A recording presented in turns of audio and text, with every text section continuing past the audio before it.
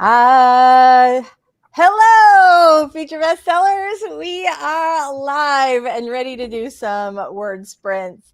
We had like kind of a crazy morning around my house today. So, fancy hairdo, extra fancy, rolled out of bed like that. And I'm very excited to get some writing going. Yeah, so there's that. How are you guys doing? Great. I'm good. Yeah. I hid my crazy hair with a hat 'cause that's what I learned out here in Florida. Bad hair day, hat. Hat. That's what I need. I think the only hat I have in here is a beach hat. So we'll see if that happens or if that You comes do out it. Do over it. the next sprint, right? Yeah. All right. So Carol, we've been off for a couple weeks. I know you've been like crazy busy. We're very, very glad that you are back today. Why don't we do your intro first? Oh, sure. Hi, my name is Kara Brown. I write urban fantasy. I also write romance under the name of Faye Black. I work over at Rip Rivers Comics as the executive assistant, and today I'm going to be working on a Faye Black story that's going to come out in a couple of weeks called Dom Next Door. So I just need to get that ready to upload to Amazon. So that's it. That is really a very fun title, The Dom Next Door. I love it. I know, right? I could totally I could see. Yeah, I can totally see it. Okay, so Story Detective, how are you? Okay, still working on that tagline, but let's hear the latest iteration. let's try it. My channel is The Story Detective, where I take my experience as a comic book creator in places like Marvel and DC Comics, working with various artists and writers, and people like Saul Stein and Larry Brooks, who helped this comic book artist along the way understand the craft of writing a novel. And I put all that under a Sherlockian microscope, break down the craft knowledge, give it to the viewers, and help make your craft journey easier so you don't make the same mistakes that I did. Wow. All right. Very nice. Michelle Schusterman is here today. Hi, what are you up to today? Well, I am working on a ghostwriting thing today, but also I am going to be vlogging because I have a school visit tomorrow. And I put this on my community tab, but if anybody in the comments wants to ask questions that I could address in the video about school visits specifically, that would be great. That is great. Yeah, that's what I'm working on today. That has to be one of the okay, I love book signings. And the great thing about writing romance is that we can have like really fun book signings. Like generally mine are at an indie bookstore because I always like to be able to serve a little alcohol at the book signings because that like if you've ever done like an auction or a fundraising event, there's a reason that the bar is open. So I like to do a little cocktail, a little signature cocktail or wine or something for the book signing when I do that. But after that, after the fun romance book signings in shoe stores and boutiques and, with special signature cocktails, the thing I think is the most fun after that is visiting schools. That was a very long transition. I love visiting schools. I used to do career day every day or every year. I stopped at our school here and I stopped during the pandemic. But what a fun thing. Like, do you not look, how old are the kids that you're usually talking to? Middle school. Yeah. Sometimes like upper elementary school, 4th, 5th grade, but it's usually 6th, 7th, 8th grade. Yeah. My favorite is like the one quiet girl who's sitting in the front, who's like waiting to come talk to you because she wants to be a writer right afterwards. That's the best thing ever, I think. Right? Yeah. No, it is. Yes, absolutely. Fantastic. Well, I'm super excited that you're blogging. Let's go ahead and say hi to some folks in the chat. Hello, Debbie. You're here. Yay. Glad to see you today. Cool Gamers here. I don't know what's going on. Oh, I've got like my headphone thing like all the way. I'm like, why is it pulling me in this direction? That's why. Hi. All right, Cool Gamer, we're very excited you're here. RC is here. Hello, glad to see you. Mama Ward, hello. Very happy that you're here today. Morgan's here. Hello, Morgan. Eva's here. Very, very nice. She says, talking in front of school student body sounds terrifying to me. Can I tell you guys something? This is sort of hilarious. I have been terrified of public speaking for years. And people used to pay me back in the day when I was writing dating books, people used to pay me a lot of money to go speak. And I hated it. I would get like so tense and like this. And I took like a class that didn't help. I was on TV for years. That didn't help. But being a the PTO president, where you got to get up constantly and talk to everybody, always the new students, all that. That was it. Now I can talk in front of anybody. But it was like, right? The school thing. Yep. It's funny I used to have to do weekly briefings for colonels when I was in the military. So like at first I was like, these guys could like literally kick me out of the military. And then after doing it for a while, I was kind of like, hey, okay, so the chart today is like blah, and now I'm leaving. Bye. Yeah. Yeah. Right. Like once you get into the vibe of it, I think it makes a bigger difference. I will say this is a weird side topic, but I want to know if you guys have this too. So I used to be okay with speaking in front of big crowds. You know how I said, like, I would get really nervous, but I could kind of pull it together for like a crowd of 5,000 people, which I once spoke at a crowd of 5,000 people. What? Like you're not really focused on any one person. It's just like this mass. And also the lights are bright for a room that big. And so it doesn't feel as scary. But to me, like talking to like 12 people in the little PTO board meeting was like I felt like my heart was going to shut down. Yeah. So do you have let's go around the circle really fast, because I'm just curious about this. It has no bearing on anything. Are you a nervous speaker? And are you nervous in front of like a small group, but not big but not small, or neither, or both? All right. I'm going to start with you, Michelle, since we were just talking about your talk tomorrow. Yeah, I think the thing you said about the small group is interesting, because I do find that like a big auditorium, particularly if it's kind of dark and I can't really see, right? I feel distant from it, and then it's not as nerve-wracking. But if it's like an intimate setting with like just a bunch of people sitting right there, yes, that's scary. I had such just devastating social anxiety when I was a kid. I couldn't stand having anybody look at me. I would run out of a room. I getting called on by the teacher, like my worst nightmare kind of thing.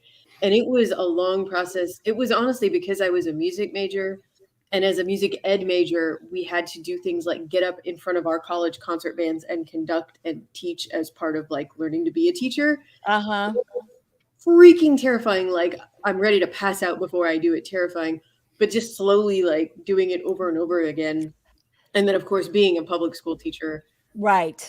And now I love events. I don't care what the crowd is. I'm like, give me the microphone. Here we go. I know, right? I'm the same way too, but it took a long time. I think that's why groups like Toastmasters, where you basically just meet every month or whatever and get up and give a little speech, that like just that constant practice is the thing that like makes it easier to do it. It took me a long time. Like now I'm fine. Doesn't bother me at all. But it took me a long time to like be okay with it. You know what helped me the most? What? And this is a weird thing to say, but I think it's especially true of authors, is if you're doing an event, the other people that have to speak are almost definitely at least as nervous as you are, if not more so. And thinking about that made me all of a sudden, I would like focus on what can I do to make them feel more comfortable? Right. I wasn't nervous anymore. You know what I mean? I don't know. It's kind of weird. No, I think there's something to that. So a friend of mine, Lisa Ermel-Cloud, is she was a professional public speaker for many years. She's great in front of an audience. Like she's phenomenal in front of an audience. She talks to like, she writes and works with like C-suite executives about sales processes, but she's so compelling as a speaker that even though that seems like it would be the most boring topic in the universe, she's like so energetic and interesting and compelling herself that she makes it really cool. But she told me a little secret, which is that if you feel nervous, you should tell the crowd, I'm a nervous speaker, so please forgive me. And they instantly are on your side, pulling for you to do well. And then afterwards, they'll be like, you did great. It was okay. It's the best. Like once I started doing that, you could feel the energy of people like wanting you to do well and not sweat or pass out or whatever. Like you feel good about it, which is so funny because even though I've been a nervous, like I said, I've been good for quite a while now, but I was a nervous speaker for like a decade. I do not have any problem talking on camera. Like I don't have any problem talking on camera, and I'm sure it's like all the TV, but for whatever reason, I never like felt as nervous about that. Caro, how about you? Big crowd, small crowd, neither, both. I don't know if you guys go through this, but usually what happens is I kind of become like mission focused, right? Like I'm like, I have to go and speak in front of these people. So I go and I speak and I say my thing and I sit down. And then afterwards, like I'll be like, when I get like a quiet moment, I was like, oh my God, like could the front row smell my breath? Like, did I stutter? Like, what did I mean when I said this? Like, oh my God, like what was I thinking when I said this phrase? Like they must hate me. You know, I go through that. And then like a day later, I'm like, well, it's over now. Right. I always feel great once it's over. It's the before. I just like my stomach would, my heart would just like drop into my stomach, and I just feel like I was gonna puke or something. I try not to speak first, because what happens is, I guess because I've done it with like enough frequency that when I go up and I do whatever it is I need to do, either for like class or work or whatever, I get people that come to me or that would come to me afterwards and said, it's like, you know, it's really intimidating to go up and try and like follow after you. And I'm like, I don't know what to tell you. Oh, no. And so at some, like, I remember like in one big like class presentation that I did, like the teacher was like, does anybody want to go up first? And like people like looked at me and I was like, oh no, you all told me that you hate when I go first. So you guys figure this shit out. Like, that's funny. Let's say hi to our friends in the chat. Wait, Robert. There's me. Robert, how did we forget you?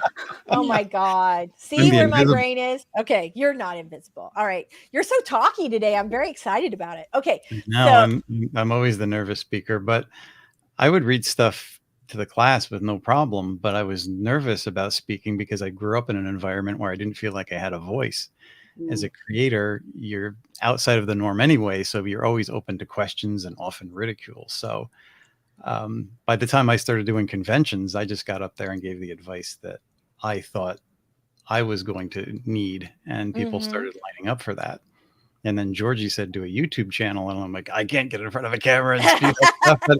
But I realized that this is what I've been doing all along, telling people, follow your dreams and do this. Right. There's more to life. And that's so it's the funny. same thing. Yeah, but it's so funny to me that you're nervous in front of the camera because you're so, like, you're probably not anymore, but you're so good in front of the camera. Like, I remember seeing your early videos. There was one with the, like, you did like this whole like action thing with a car, and like, I don't remember what it was. I can't even remember what the video was about, but I remember like it was really produced and you were kind of acting in it. It was really like fun and funny. So once I started doing it, I had a lot of ideas, and Georgie kibitzed ideas, and I started having fun with it after a few videos, and you know, I got over it pretty quickly. I love that. That's awesome. Hello to BookTube Goddess. We are very glad you are here today. Hello, Amy. We are so glad to see you. See you, Savvy. Return of the Foursquare. It's a daily bunch. So glad you are here today. Hey, Heather, we're glad to see you today. Eva says, not a fan of public speaking. Don't mind talking publicly, but being in front of people as in the spotlight. Kudos to all of you. No, thank you. The good thing is you used to kind of have to be able to speak publicly to be an author, unless you wanted to be like one of those, you know, really interesting recluse types. But now there's so much you can do online. It doesn't feel like there's as big of a need. But if you can like get comfortable with it, it can actually be super fun. Like, I really do enjoy speaking now. Okay. Writing middle grade. So I say this while knowing at some point my goals would involve speaking in front of students. The thing about students, though, is first of all, they're hopefully trained well to like be good listeners. But the other thing is, if they're hearing you speak, sometimes it's because their teachers force them. But for a lot of times it's because they've chosen to listen to you. And maybe there's one little writer in the crowd there that you can encourage, or right. That's like the best part. Vixen, hello. We're super glad you are here today. Swinton's here. I love doing presentations at schools and conferences on Shakespeare back in the theater days. Love. Just Eva says, I would talk so fast with nervousness. I totally relate to that.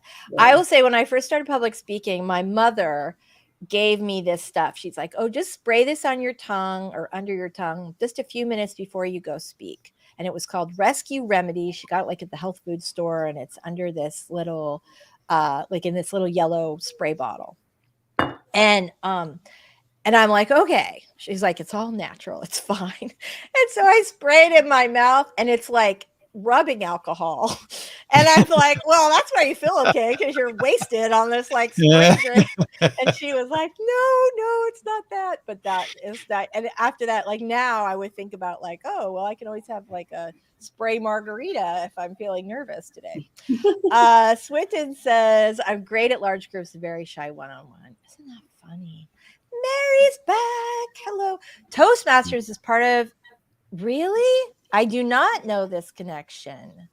What? All right, now I'm dying to know. You're gonna have to tell me about that. Amy, I had no idea. I thought that I knew you through Dave, through Ocean View, and that was it. I'm very intrigued. I will have to know more. Amy's doesn't worry about the crowd size. It's about what happens if you do a bad job. Yeah, I know. It's tough. It's really tough. All right. Just had a couple of panels at Necronomicon where it was just me, but the number of attendees was quite small. But I had to pump myself up. Yep, I feel that. All right, you guys, let's go ahead and get started because it's already 11:15, and I do have Caro next to me. So, we got to get that. We got to get that warm-up sprint happening. So let me get that rolling for us. I guess I should. As a quick sidebar, when we come back, I have another book recommendation for you guys. Ooh, I'm very excited about that. I don't know what I just did, but I apparently started the video. Well, look at that. It's all ready to go without us. Let's try that one again. I'm going to make this big really fast. All right, here we go. Oh, it's starting again. Let's get rolling with our warm-up sprint. Get your docs open and all that. 3, 2, 1, go.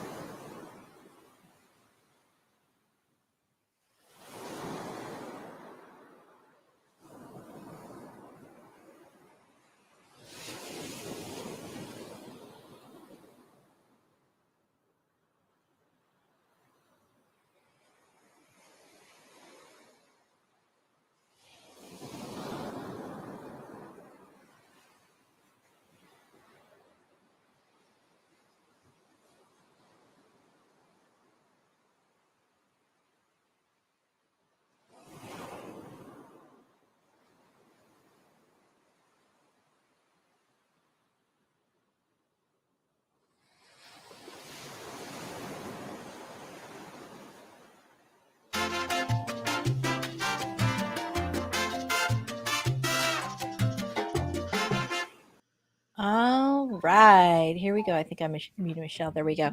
All right. So how did everybody do on our 5-minute sprint? Good. That's good. Just like I'm trying to look. 80 words. That's great. That's fantastic. I blah blah blah blah blah blah blah. So I'm gonna take this banner down. What are you guys working on today? Let us know in the chat. I'm gonna take that off. Our topic today is kind of interesting. We started touching on it last week a little bit, but we didn't really dive into it because we didn't want to, we knew everybody's brains would be fried after Nano. Speaking of which, holy smokes, how did everybody do with Nano? Did you guys accomplish your goal for Nano? Yes, very nice. Yeah.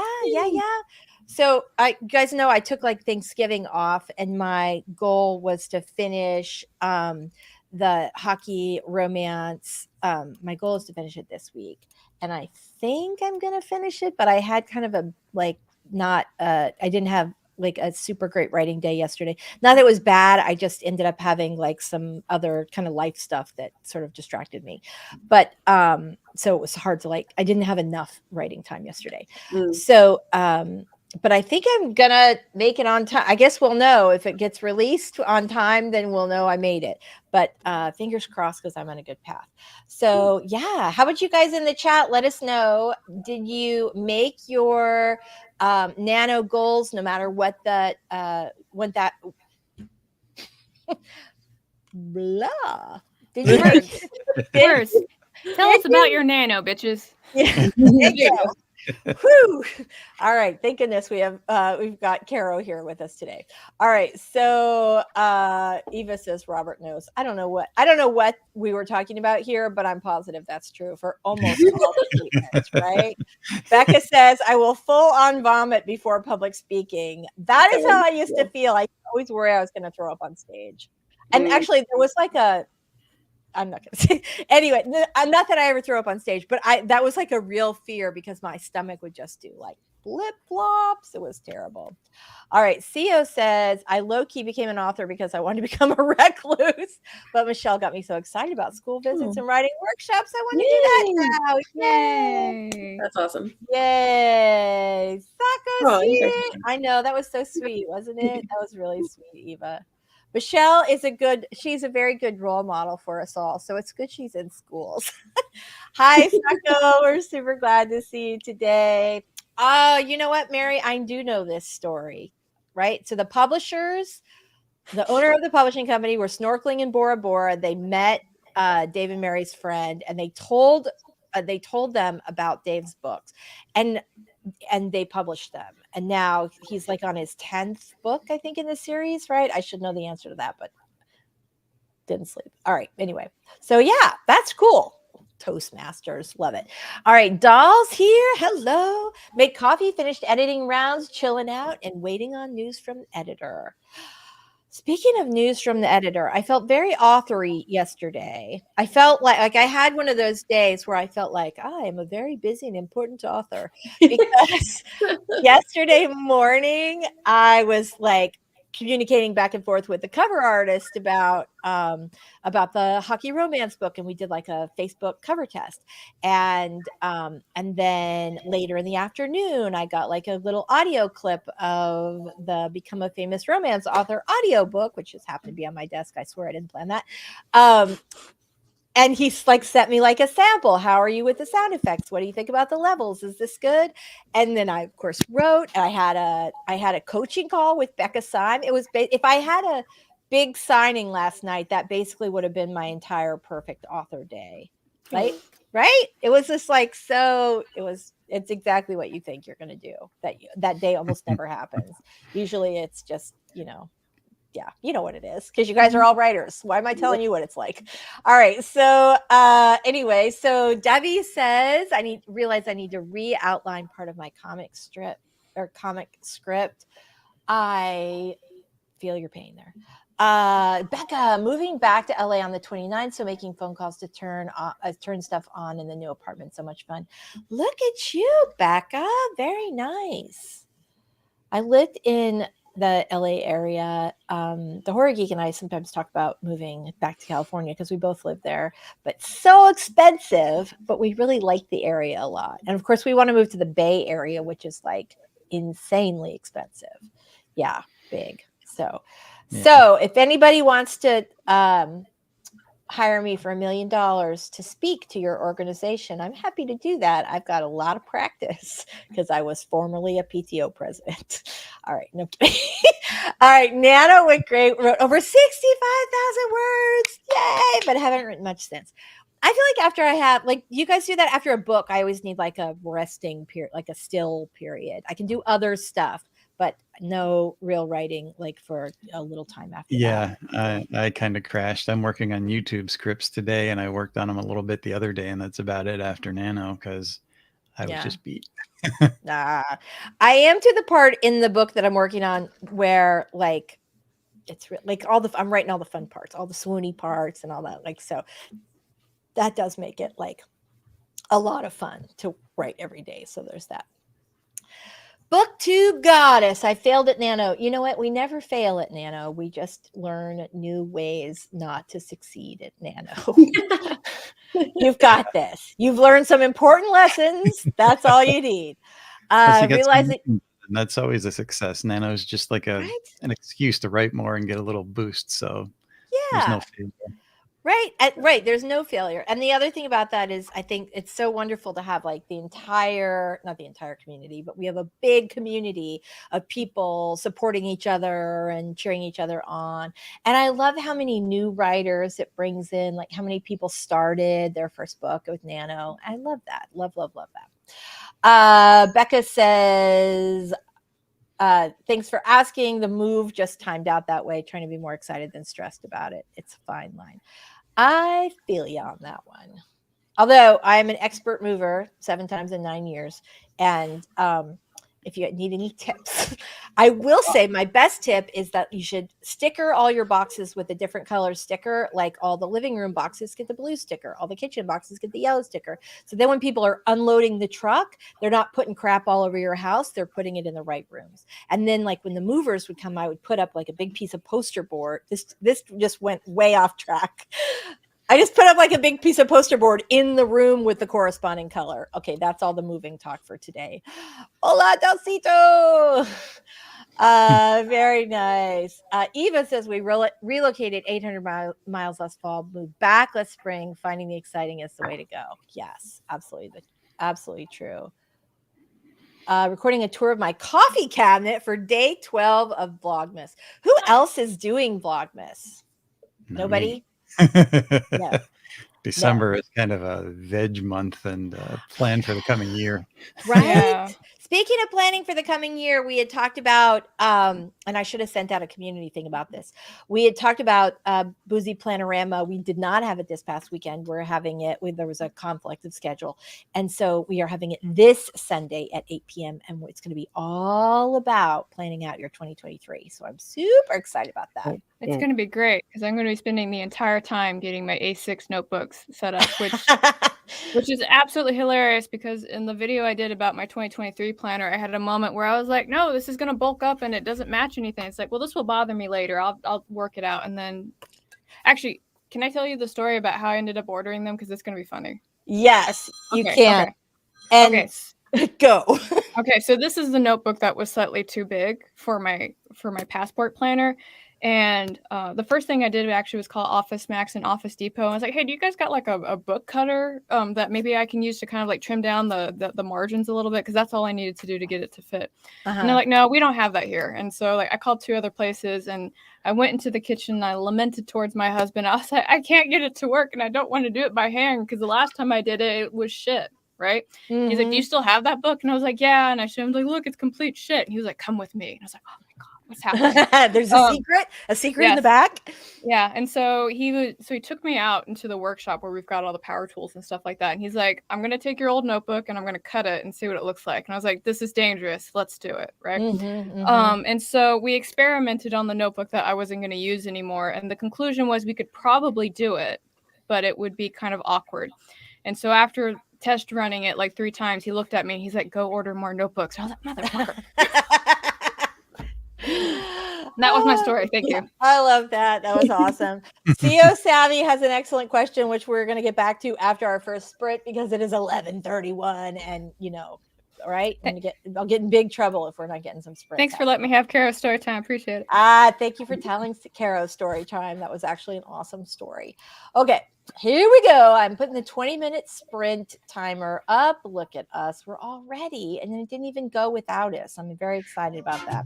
Oh, look, I spoke too soon. All right, 3. Let's get ready to sprint, everybody. 3, 2, 1, go.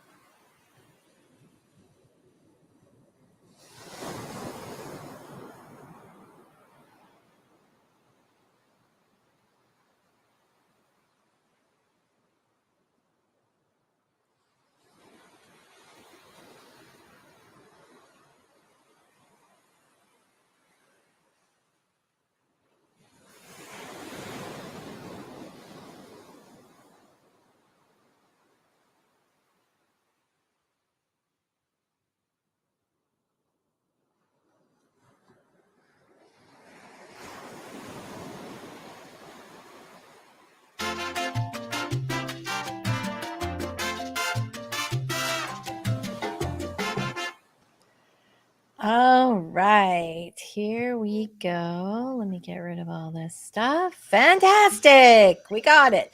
All right, let me hit the timer really fast to get that reset for our next round. Okay, everybody, how'd you guys all do on our first sprint? I did well. Good. Very nice. Trying to figure out where I started. Very, very good. Very glad. Very nice. How about you guys in the chat? Let us know how you did with your first sprint of the day. I need that water looked so good. I did not drink during my entire sprint. I have my thing. Dun, dun. I'm only at 9 o'clock though. I've got some drinking to do. Okay.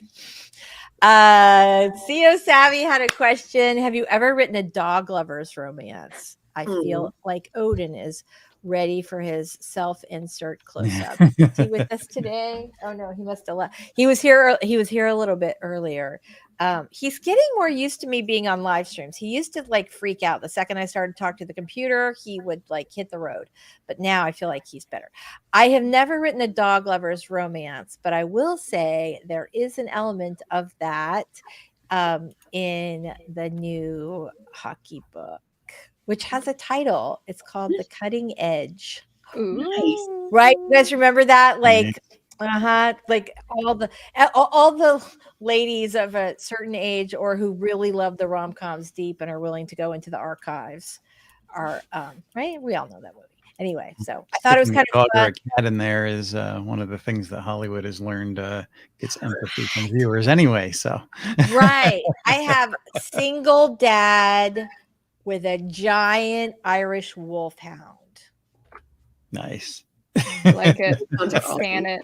Yes. Yeah, they're huge. If they can literally stand, they stand with their paws on your shoulders. They're bigger than most people. They're huge. Yeah. Yeah. So, and I love Mike and I both love them. However, we would, they are gigantic and also not hypoallergenic like little Odie is. So, yeah. So that's probably like from a realism standpoint, that's probably not good. Okay, Mama Ward, I finished my nano book for the first few days of December, added 6K to the 82K I finished nano with. What? You know what this calls for? I think we all know what's coming, guys.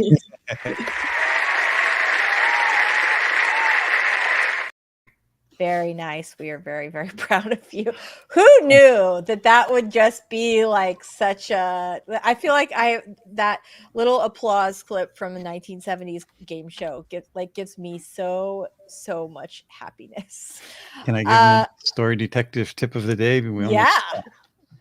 I have a new book called The Power of the Dark Side by Pamela J. Smith. It's creating great villains in dangerous situations. If you followed my channel at all, you know that I'm always saying villains get short shrift in every crafts book I've read, and here's one based on villains throughout.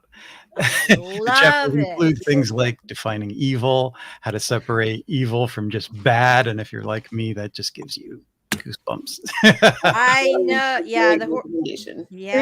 There's another book that should be coupled with that. It's called Evil, a Primer. It actually talks about the nature of evil. Evil, a primer. Yeah, that's I love it. That's a great title. I love that. Well, I read it when I was doing my psychology program because we were kind of talking about like, well, what actually makes a person evil? And the instructor was like, not that it's required, but if you wanted to read a book. And there you have it. Yeah, I read it. Yeah. That is fantastic. Very, very nice. Okay, so Heather had answered a question for Robert. I've come to look at it the same way. Nano being a chance to get a chunk of writing done. Good. Very nice. Yes. Mary Putnam has volunteered to give me a little room on the Putnam compound for my house. I get mountain views or a spot closer to the hot tub.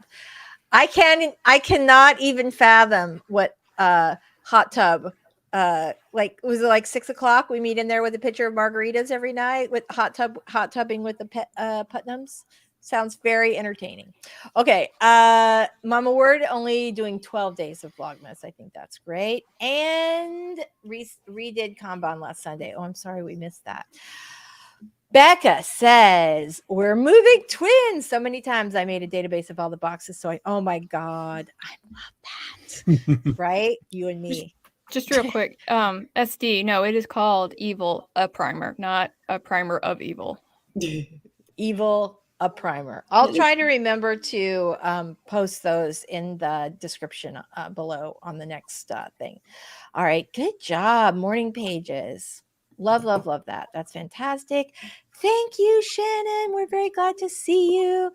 She's here working on editing a YouTube video. Very, very nice. Nice, doll. That's fantastic. 2 plot points for Debbie. That is awesome. That is fantastic. We are so glad. Very nice job. CO Savvy says, love Cutting Edge, the hockey player and the figure skater. So even though the story is not similar, my book features a hockey player and a figure skater, which is why I thought, like, would that be fun? So the story is not really anything alike, but I thought books with titles that are kind of throwbacks to 90s movies are kind of popular right now, and I love that dynamic of the figure skater and the hockey player, because there's like inherent tension in that, right? So yeah, yay, I'm super excited. Heather worked on her bullet journal and wrote some stuff. Everybody, right? No. Who's the author of the book about villains? Caro and Robert. Can you answer that question? This one is, There's go like ahead. 10. Oh, the 2 we were talking. Oh, 10 on yours, Caro? No, there's like 10 different authors that have written about writing villains. I just meant the 2 specific books that you guys mentioned. So Evil, well, a primer. I linked it because Hudson said she couldn't find it. So if you you're the best. Thank you very much. And Robert, who wrote This one is Power of the Dark Side? Pamela J. Smith. J spelled Jaye. I don't know if you can see it. Let's see. Hold on. I got to make you big again. There we go. Oh, it's very dark. Pamela J. with an E Smith. All right. Very nice. Good job. All right. Scribbling that down. Fantastic. Fantastic. Very nice, Caro. Thank you very much for doing that. All right, you guys. Let's what do we got? Let's talk for a couple of minutes about well, let's talk about this first. I think back matter is fascinating. But I know Caro is very she's also a back matter enthusiast. But I'm curious if this is something you guys actually want to talk about, or if you would rather talk about other topics. Because so if you do have questions about back matter, or you do want to talk about back matter, then just give a little shout out during our next sprint. And when we come back, we'll talk about it. If you do not want to talk about it, throw up another question in the chat and we'll do that instead. Does that work for everybody? All right. Okay. So let's do one more sprint, and then we'll come back and we'll have our big discussion about back matter or not. All right. But now it has its song, right? It's got its song, back matter. All right. Who can do like a little guitar solo with that? Okay. All right. Guitars in the closet packed away. I haven't played it. So I'd probably close. do a all thumb solo at this point. Right. We just need like a little stinger or something, a little something for excitement. So, all right, you guys. Let's go ahead and do our sprint. Let me just make sure I got that up. I did. Pep talk. You know, we haven't had a pep talk in a while because I'm always like, okay, everybody get writing. So, but Caro is back. We could have her honor us with a pep talk. Do you want a pep talk, Caro? Yeah. Okay, good. It's time. It is time to show your keyboard who is boss, and that is you, not the person behind you. It's fucking you. You're going to take these keys, you're going to punch them and make words, sentences, and then you'll be done with your book. That's it. I am ready to go. It's unique. It's always a good experience. Let's get started in 3, 2, 1. You heard her. Let's hit it.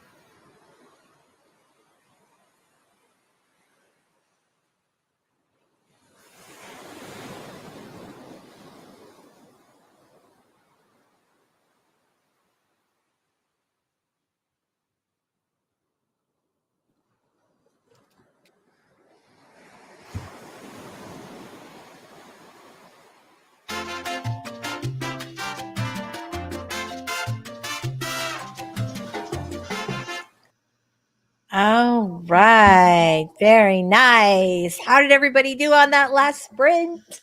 I did great. Yay. All right. Fantastic. I'm kind of a slow starter today. I think I got about 300 words, but I did like answer 3 texts. So there was that. Which, first rule of writing, don't text in the middle of writing. Anyway, okay, so good. I'm super excited about that. All right, let's talk to everybody about how you guys did in that. We've got, oh good, Mama Ward was kind enough to drop some links. Thank you very much. Caro dropped some links. All right. I don't question, what gets a book banned? If not, I don't mind an update on Michelle's banned book, please. It worries me when imagination and creativity suffers from random censorship and gatekeeping. That's a whole topic we could spend hours talking about. We could. It's a good question though. So generally it's something that is politically charged at the moment. So, right. So, which is unfortunate because a lot of times things that are politically charged are, people feel really strongly about them. And generally that's because they significantly impact people's lives. And so you get these sort of waves where, people are trying to, like in Florida, we just banned a bunch of, we didn't, but the governor just banned a bunch of, and I think the State Department of Education banned a bunch of books because they thought they were promoting some sort of agenda. Math That book. was, yeah, no, so what, I know what you're talking about. And so basically what they were doing is that they were putting race theory inside of their math textbook. So while they're trying to teach algebra, it's like if Stacy's the only whatever of this race in the classroom compared to other people, I actually have a snippet of it, and it was definitely like something that made me like kind of raise a brow, being like, what does that have to do with algebra? Like, I don't understand. Yeah. Well, you think about it, like many story problems have nothing, like eventually they have to get away from train A is traveling west at 60 miles per hour. Train B is traveling east at 300 miles per hour. Where will the rebel if you're talking about how to make math relative to real life, that's actually probably the first problem that people need to address. When I used to teach math in middle school and high school, I would always start off like, okay, so we're going to learn about parabolas. In real life, you would use parabolas to make freeways, roller coasters, and all these other things, right? But a lot of classrooms don't do that. It's like the school district told me I had to teach you and I had to teach you this way. And then they're like, but how am I going to use this in real life? And sometimes they don't know. But that's why the governor did it, because they were putting politically charged topics inside of how to do solve for X. So let's just you brought it up. I did, and I have strong feelings about it, which I feel are probably not appropriate for this happy little venue where we're all writing. So because it is, you're absolutely right, it is a supercharged issue. And so and so people like we don't want to talk about politics here. We just want to talk about writing. Right? She brought it so up. I know. I totally brought it up. This is completely my fault. Totally my fault. So, so I have dug the hole and now I'm getting us out of the hole. Yay. Everybody's happy. Anyway, so a couple of things. I don't know if so this is what the thing that like got me, somebody texted me and said, hey, did you see the, I can never remember what it's called. Hold on. Oh my gosh. Report. It's a report that comes out, publishing a report. Why can I not think of it? Anyway, it's it just came out and it was about, I don't know why I cannot think of her name. I have like a memory issue today. Just came out about Amazon's new changes where you can only rank in 3 categories now, where you used to be able to rank in all, like as many, as 10. You can only rank in 3, but they're under like the same like level 4 category. We can talk about this more in detail. They're not even Dave Chesson, Kindlepreneur, not sure if this is a glitch or if it is something that is here to stay. One of the advantages of this, I would think, is that, sometimes you have the same best-selling books in like 30 different bestseller lists.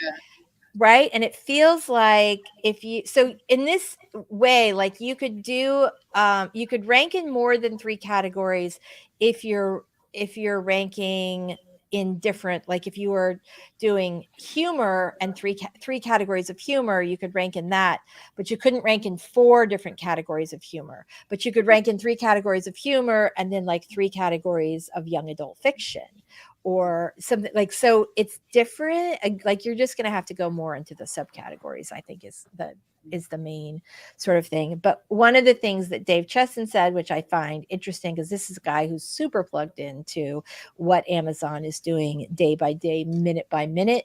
And he says Amazon doesn't usually do stuff that doesn't make more money. And so he's not really seeing how this makes more money. And then the second part of that, and so which is why he thinks it might be a glitch. And then the second part of it is like, it does seem like maybe there could be some benefit, but Amazon has not made any sort of public announcement, which, you know, where they're very opaque generally. So we don't know if it's a real, like, is it here to stay? It could be kind of a pain in the butt. It just have to cause people to be a little more creative when choosing their categories. Yeah. I think you have to be really strategic with it. Yeah, you have to. I mean, you have to be anyway, but there's some stuff that, like, are people going to spend? Is this going to prevent people from trying to rank in categories that are sort of low-hanging fruit categories where they can? I'll tell you, I have a client, a book launch client, who had paid one of those companies, like, we'll make you pay us $4,000 and we'll make you an Amazon bestseller. And what they do is they find some low-hanging fruit category. And in this case, it was bookbinding, which had nothing at all to do with the guy's book. It was fiction, historical fiction. And he ranked him number 1 in bookbinding, which I think you need like 3 sales or 2 sales to rank number 1 in the category for bookbinding, which did him no good because, yep, he's officially an Amazon bestseller, but people are not looking for historical fiction in the bookbinding section. And people who are looking in bookbinding are not looking for historical fiction. And so it does, like, this huge, it's a crap ton of money for just to say you're an Amazon bestseller, and it's going to do you absolutely no good. So the orange banner isn't worth it. Getting off of my soapbox. Well, right. Or, you know, get that banner in a category that your book is actually in. Yeah, there's ways to do it, and tricking the algorithm to say, wow, I have a bestseller is something that people have been doing for a while. Yeah. And it's just, you know. Yeah. And I do.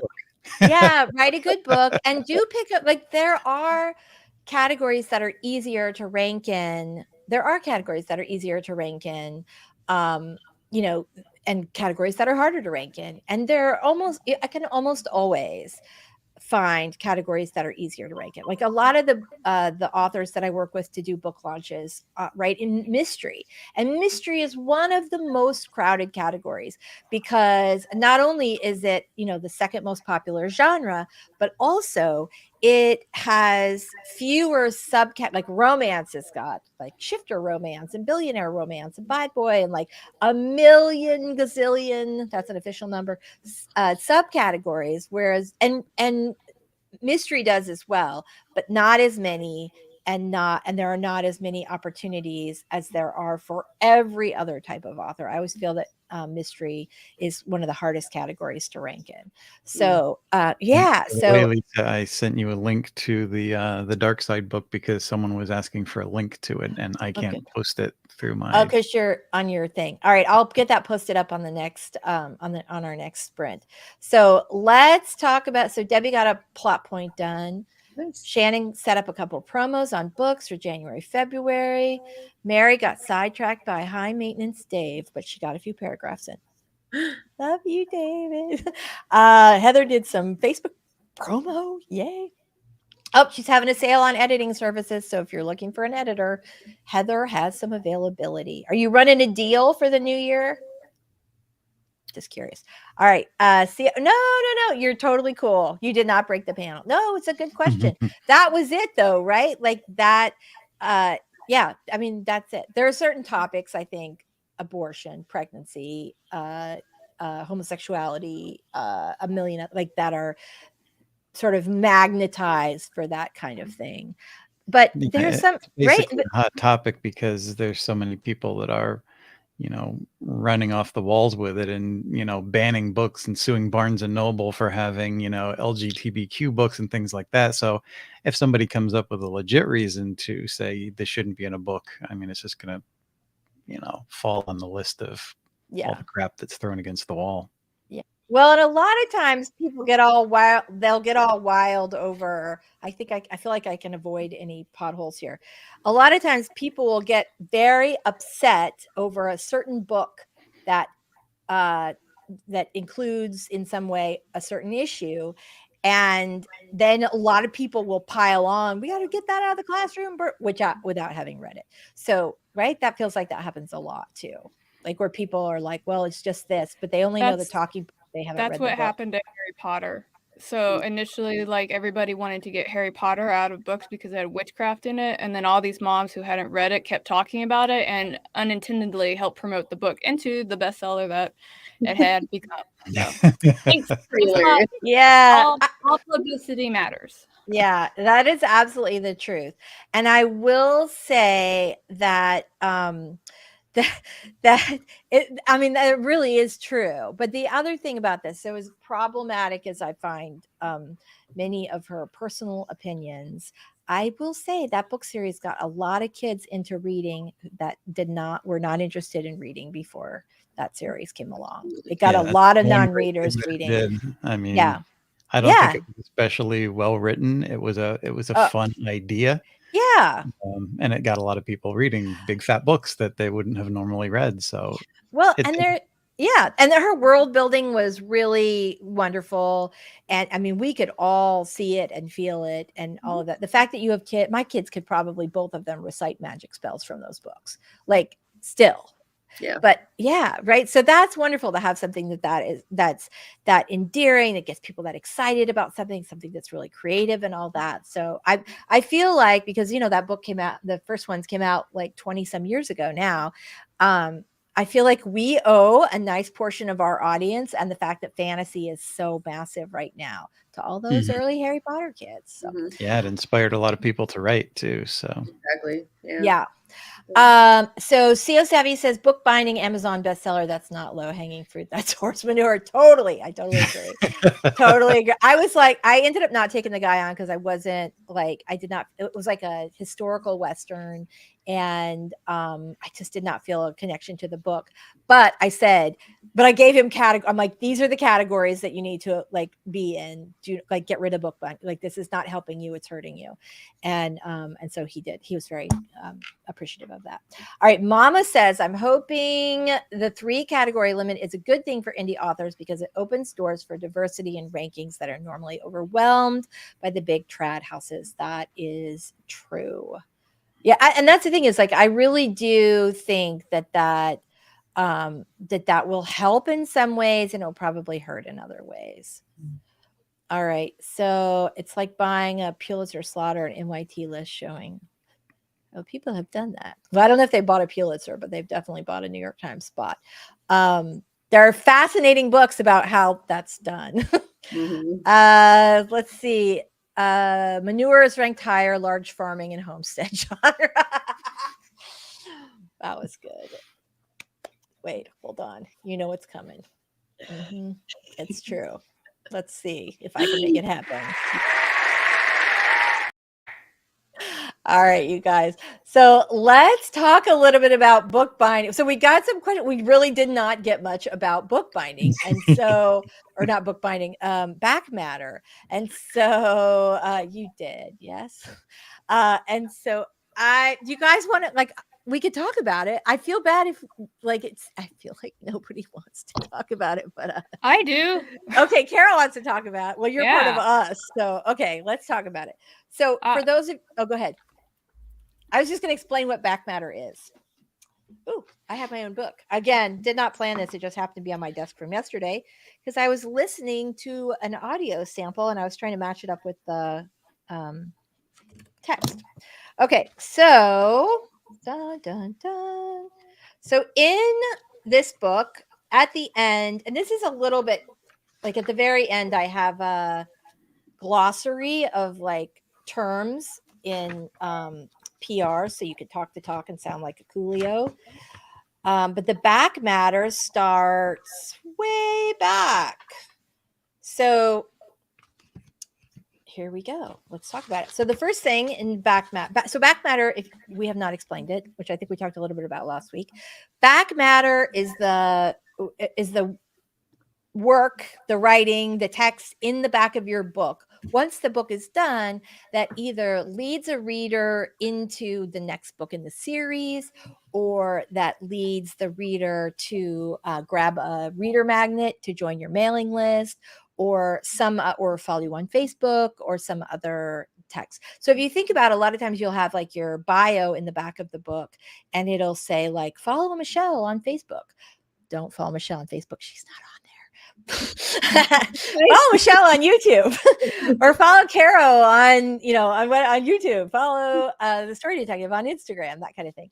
So that itself is like a little tiny piece of back matter. But your back matter is probably the most valuable real estate you own as an author, because someone has just finished your book and they liked you enough to get all the way to the end. So that's the time when you want to really hook them and get them onto your mailing list so that you can continue to sell them every other book you publish for the rest of eternity, or get them interested in the next book. So for me, Become a Famous Romance Author is obviously nonfiction. It's about getting more publicity for your novel. And because I specifically directed it at romance authors, I felt like, because I used a number of my book pitches for my novels as well as other people's in the book, I felt like, okay, this is a good place to like promote the other books. So here you're like, oh, look, what do I write? Beach read contemporary romance. And so there's like a little blurb for 15 Minutes of Shame and Single-Minded, because you think if they write romance novels, they might read it. And then also I have a whole section on publicity resources. I really can't do this. And those are things, if they click the little QR code or whatever like that, you can get a media list. Or you can get like things to get you like a little gift to get you more engaged, to be able to use the book, but also to get you onto the author's mailing list. So that is back matter. That was a very long description. I meant to be shorter on that. It's important. You can sell a lot more books if you have back matter, and it's a great opportunity, right? Because a lot of people they finish the book, they type the end, and that's it. And you have this incredibly valuable real estate that a lot of people are just leaving on the table. So Caro has much to say about back matter. Oh, I had a lot to say because I was actually doing my back matter in that last sprint. Were you really? Yeah. Well, because I was formatting the book to go put it on sale. And by the way, if you guys are curious, it's Dom Next Door. It's ready to go, and it's on pre-order. Just saying. Let's have a link to that. You drop that in the chat? No, but I will in a minute. So like some of the things that I like to do is if like I do like to plug in like my other work. So like this one is coming out tomorrow, and then this one came out last week, kind of thing. And I also kind of like leave in hooks in my writing that actually lead to these other stories. So at some point, all these characters in the story, like they talk to each other. But yeah, so I've always got like who I am, about the author. It's very like to the point. Like I don't write essays about myself. And then I've got links to my work. I have not put under Caro Brown under Faye Black right now, just because I just want to focus on that. But I have seen authors, if they write under multiple pen names and it is well known, they'll be like, if you don't mind going to like fantasy, instead of reading all my smut, like that's all over here, right. Like so yeah. And that's how I found like some really good books. Like there's an author, she wrote, she does like these retellings of fables, and it's kind of, I would almost say it's an oversaturated genre, but her take on it is really good. And then she was kind of like, oh, by the way, if you guys want to read some of my erotica, that's over here too. And I was like, I am very interested in your erotica, and then I went and found it, right?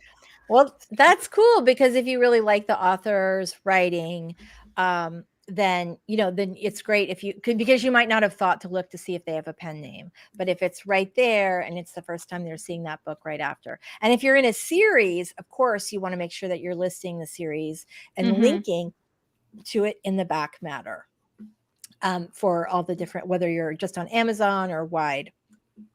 So what do you guys think about too much back matter? Is there too much back matter?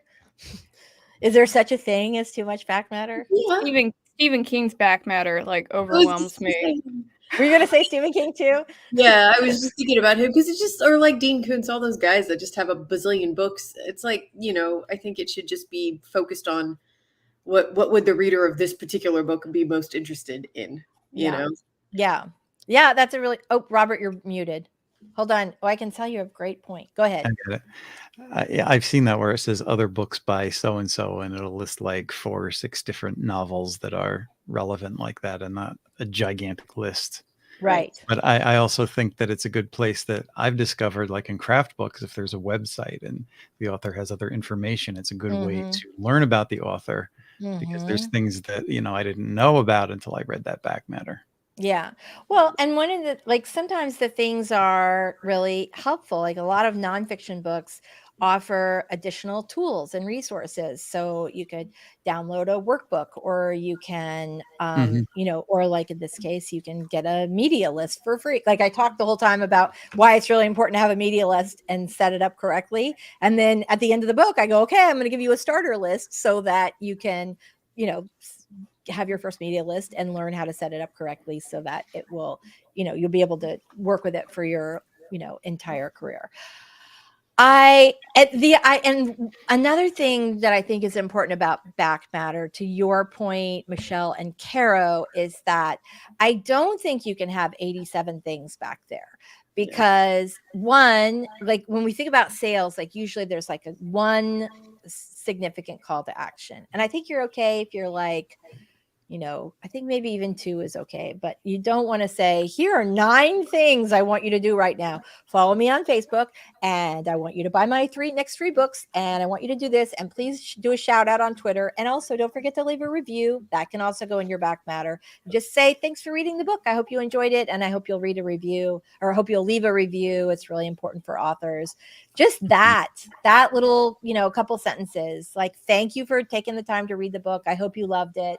And if you did, please write a review for it. Like just that, reading that, right? People do it, but you can't ask them to do 17 things. You could ask them to do like a couple and things. I like the ones that got like personality on it. Like I can't remember who it was, but they had their back matters. Like, this is the first book I ever read. It's shit, but I would appreciate it if you read it. I was like, right. Right. Yeah. You don't want to put your crappy stuff in the like it's not an odds and ends sale at the end of the book. I mean, like the reason I liked it was because it was like, it's my first book. And I know it's shit, but please read it. Please and read actually, it anyway. it wasn't shit. Like that's good. I mean, who looks at their first book? Oh, sorry. That's okay. For self-publishing, good place to leave not only your website, but maybe your YouTube channel and other social media to connect with people, because that's what you want. And that's why I've always encouraged people when they have their YouTube channels and other social media, especially AuthorTube, don't get involved in that. Don't do this and don't do that. And you get up there and say, well, I'm not really qualified to talk about this because so-and-so said I'm not. And then your whole book is just like, not that. You've done a lot of people a disservice with that one. Yes, that's absolutely the truth. If Mama Ward says something to say, then definitely make that a part of your channel, because that's who you are and that's what branding is about. Right. That's totally true. Mama Ward says, I have an about page and 5 links in the back of all my books. Some have links to other books, but I'm not good at remembering to go back into previous books and add links to new ones. I know it's really tough to remember to do that. But especially with a series book, boy, you just want to make it as easy as possible for readers to get. Like, I just finished this book. You don't want them to have to go search to see what the next book is. You want to just put it right on, in front of them on a platter. She says, I try to keep my back matter to 3 pages. I found books with 20 pages of back matter. No, everybody, just say no. If you've got 20 pages of back matter, you call me and I'm going to talk you off the ledge. Okay, so black and white pick for about the author or color, headshot, full body. I don't think it matters at all. I mean, Color there is costs more. Right. In print, it costs more, but you can always do color in the ebook and do print, do a black and white in the print. And it doesn't cost like a lot. It's not like $8 more. So if you want a full color picture, I don't know. Sometimes you're, moody. And I always put my picture on the back. Mhm. Oh, look, here I am wearing my sunglasses. I always do author pictures on the back of books. Although I think my early books with the publisher, I think Penguin put it in the front, as I recall. I think there was like an author picture. Now I'm gonna have to go back and look because it will bug me all day. So I think whatever you feel most comfortable with. I think some people really like, the great thing about like a headshot is that people can really see your face and sort of feel like they get to know you. But if you have a really fun picture that you love, that is good author picture that somehow goes with your book, I think that's like an awesome thing too. Eva says Robert with the T, LOL. I prefer it facts over BS. Yeah, there is something true about this, Mama Word. You are exactly right. Depends on the genre, right? So I write rom-coms, so my bio pictures should be fun and fluffy, and I should look like I know how to make you laugh. But if you write like the mystery ones, all those mystery writers are always like, It's very serious. I've just been arrested. Like, it's such a dark, right? Such a dark face, like such a dark face. You know what? We chatted about back matter all the way until we have 10 minutes left in the stream. Plop, plop. I'm Hey, at least glad we talked about it. I Check know. that box. I would have felt really guilty though. And then here's the other good thing about back matter, about this discussion, is that thank God you guys actually did ask the question, because I was like, is this just too boring? I love back matter, but I'm a nerd like that, and you guys know that about me. So I like making money. right? Who does? Raise your hand if you like making money. Whoop, whoop. Let's all do that right now. 2023, make the money. That's right. Okay. Michelle, don't be shy. You can do it. We want to see it like that. A little hand. Yay! You know what you get? Right. It's hard for some people to say that. Like it feels like wrong to want to earn money off of your books. It is not wrong. It is good. I want to pay the mortgage with my books. That's my goal. Yeah, that's an excellent goal. All right. So Eva says, I own an indie book with and about the author in the back and the front of the book. Okay. I feel like there's some real estate back there they could have used for something else. For my print books, I put a QR code in. Love that. I do that. If you guys have not done this, over on Kindlepreneur, there's a cute little QR code maker. Hold on, let me see if I can like show this. Wait, can you see it? All right. Okay. I don't know if you can, but in the middle of the QR code is a little tiny book cover. And so so I have like several QR codes, like where I use one on my social media that's got a little heart in it, where you can, if you click on that, you sign up for my mailing list. This one is like PR resources. So they're free. You can just go to Kindlepreneur, just look up QR code maker, and you just put in the link and the stuff, and it does it for you, easy peasy. And it's so easy for both your print and your ebook readers to get to a link. Because if you think about it, like, with an ebook, they can just click the link, but with a print book, you don't want them having to like type in like lisadailybooks.com/forward, blah, blah, blah. Yeah. Pain in the butt. All right. Amy says, pick only matters as to what your audience is expecting. For some genre, that pick adds a connection and credibility, but for others, the audience doesn't care. So it's much less important. I think sometimes that readers want to know what authors look like. Yeah. Not as good as you think. That's the answer. Never as good as you think. Okay. Then Shell Silverstein chose the headshot. He chose never understood that choice even as a child. I feel like I remember it being odd, but I don't remember what it was. I don't either. CO, I'm going to have that in my head for the rest of the day. I love big. No. This is like the singing sprint today. BookTube Goddess says, what about study questions about the book? That surprises me on non-Kidlib books. A lot of time. So when I worked in traditional publishing, one of the things they would do often with mysteries, because mysteries are book club fiction, like they are popular with book clubs, is that they would put discussion questions for book clubs in the back of the book. Now, not every book is appropriate for book clubs. And so, right, because they kind of like high, sort of upmarket women's fiction and some kind of higher stuff and mysteries. But I think it's a really great idea, because if someone's reading it and then you're like, and you've got book club discussion questions at the back, they might go, hey, I just love this book. This would be a really great book for my book club. I should bring it up. And also, I don't have to read it because I just read it. So I can spend the whole time just drinking wine and eating hors d'oeuvres. And who doesn't want that? So I think that can be a real. Frozen Lisa. Did you lose me? Yeah, just for a sec. Good. I never know if I'm frozen. So love that. Very nice. Bring I mean, back she's a saying pics for a minute. From Yeah. a creative standpoint, I've seen some really bad author photos, and I don't know who they get to take these things, but then you see a picture of them somewhere else and they look totally different. Well, the first thing to know is that most author photos are approximately 15 years old. Yeah, I kind of We take- prefer something a little more creative, like I think it might have been on Writing that Stephen King had the photo where he's sitting in his studio with older tech and the things in his office. Yeah. To me, that's more engaging than just a big close-up saying blah.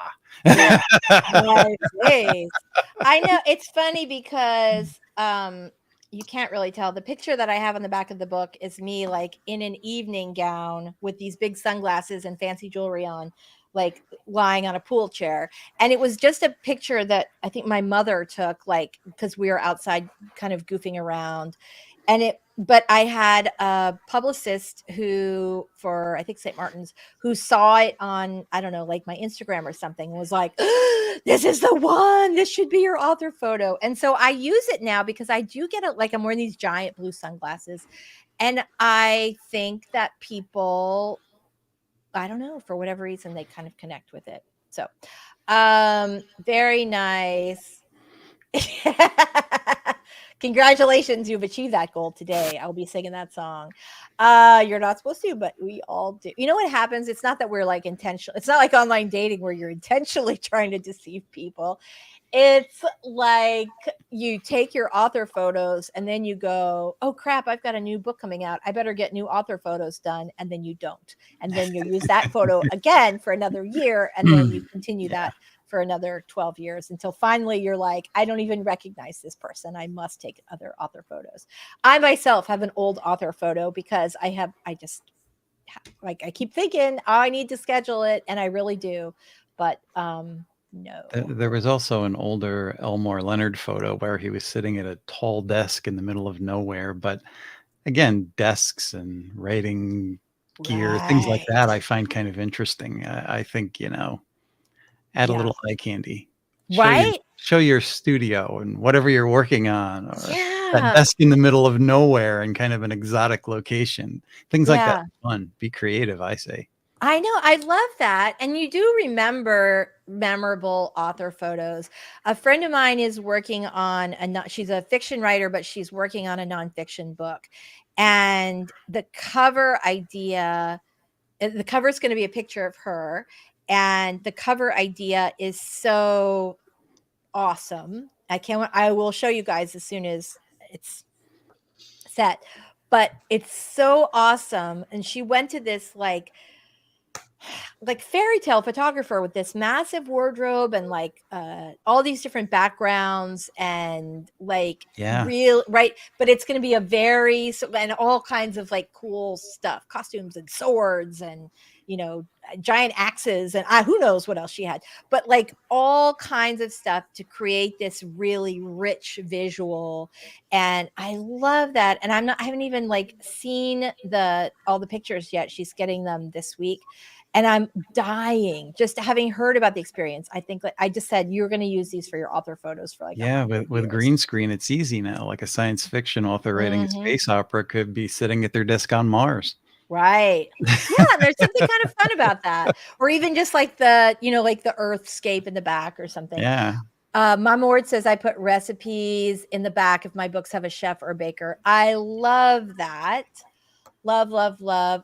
CO Savvy wants now I want my author pick to be a 15-year-old mugshot. I love that idea. I think you should totally do it. Who is ever going to forget that? I would put it on like every social media. Right? It's so, I was going to say arresting, but that I did not even mean that. I didn't even mean it as a pun. That was just the word that came into my mind. All right. When my Papa House put out, I can never say this word, Red Velvet and Anemones, they put all the recipes for the rest of the books in the first book of the series. Huh. Okay, that's cool. I'd make them read the rest of the book. Like, do you want my super secret recipe for white chocolate key lime fudge? Well, you'll have to read the second book. Sorry. I want to put one of my thumbnails where I'm holding a coffee mug, but I was scolded for it being unprofessional. I don't, yeah. First of all, I think author photos are becoming more and more casual because we can do so many things. Like, you know, it's like the New York slick and glossy kind of Annie Lennox-esque photo, you know, the pensive look and all that. I think we're like indie authors are making this more fun. And if you want your coffee mug, you have it, baby. You have it. My avatar photo is so Photoshop, but it's okay. It's 5 years old. I had a friend do it. This one is not what I wanted, but it was the most flattering. It's a very cute picture of you. I always like yours. Yes, definitely happy. So, right, exactly. Plus, we're writers. If anybody can be weird and unprofessional in our author photos, in our photos, I think it's us, right? Yeah. If anybody can have their desk on the moon, it's an author. Yeah, I think there's something to that. All right, you guys, it is 12:58 Eastern, and so we are going to wrap up. I'm glad we stuck with it and talked about the back matter because I think we had like some good stuff, right? I think we had some really good stuff in there. Anyway, let's go around and do our outros. I am going to start with Robert this time, since I almost skipped you earlier. It's my way of making it up to you. Well, my name is Robert Jones, and my channel is The Story Detective, where I take my experience as a creator at Marvel Comics and knowing people like Saul Stein and Larry Brooks, who helped me along my journey, and put all that knowledge under a Sherlockian microscope, break down the craft for the viewer to make your craft journey easier. And so you'll hopefully avoid the mistakes that I made. Very nice. Very nice. Caro, tell us a little about you and your channel before we go. My name is Cara Brown. I'm an urban fantasy author. I also write romance under the name of Faye Black. These manuscripts that I worked on were our Faye Blacks. If you are interested in helping me with my short story experiment, I would really appreciate it. Yeah, you can find all those links over there. On my channel, I talk about whatever I feel like. That's really the best way to summarize it right now. So it could be about planners. It could be about me bitching about publishing. I don't know. We're kind of winging it. So. I think that's okay. Speaking of talking about planners, don't forget, you guys, and I'll pop the, I don't have a link up, but it was my big plan today. And then there was just a tiny disaster this morning that I had to take care of. So I will later in the day post the video post the, you guys know what I'm saying. She put the link up. She put it up. All day. I can't talk. I'll put the link up for the live stream, which is this Sunday, #stickers and liquor, 8 p.m. Michelle, tell us a little about you and your awesome channel. All right. I'm Michelle Schusterman. I'm a middle grade and young adult author, and my channel is Writing Workshops, Traditional Publishing Chat, and Writing Vlogs. Thank you so much for being here. I'm Lisa Daly. I'm a traditionally published, now hybrid published author. And on my channel, we talk about how to write a book you're super proud of and get it published. I'm super excited. I have some new videos that I'm working on right now, although they will not be posted until I'm finished with this book. Just be forewarned. So anyway, you guys are awesome. I'm so glad that you were here today. Wait, I have to put this up because it's funny. A running schedule, taco truck spreadsheet, a tarot image from Karen, right? That's it right there. That's the one. That's the one. Very, very nice. Very nice. All right, you guys, you are awesome. We will see you next week. Happy writing and have a great day. Take care, everybody.